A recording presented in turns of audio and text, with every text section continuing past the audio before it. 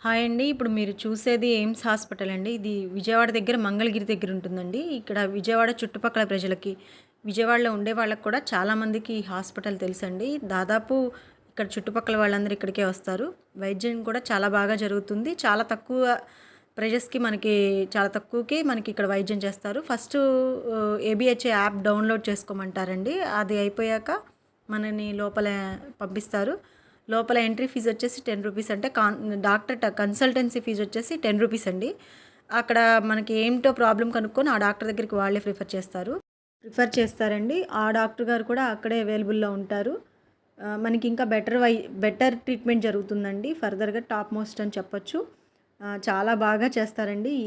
మనం భయపడ పనే లేదు. పెద్ద హాస్పిటల్ అక్కడ ఎలా ఉంటదో గజిబిజిగా ఏమి ఉండదండి. ఎక్కడికెక్కడికి చకచకా జరిగిపోతుంటది.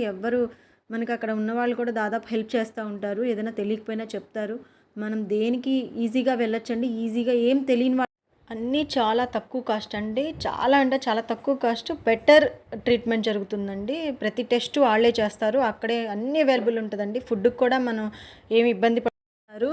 మనకి అంత పెద్ద హాస్పిటల్ ఎలా చూస్తారో, అక్కడ ఎవరు పట్టించుకుంటారో అని ఎవ్వరూ అనుమానం పెట్టుకోవద్దండి. అక్కడికి వెళ్ళాక ఆటోమేటిక్‌గా మనకన్నీ తెలిసిపోతుంటాయి. అందరూ ఉంటారు.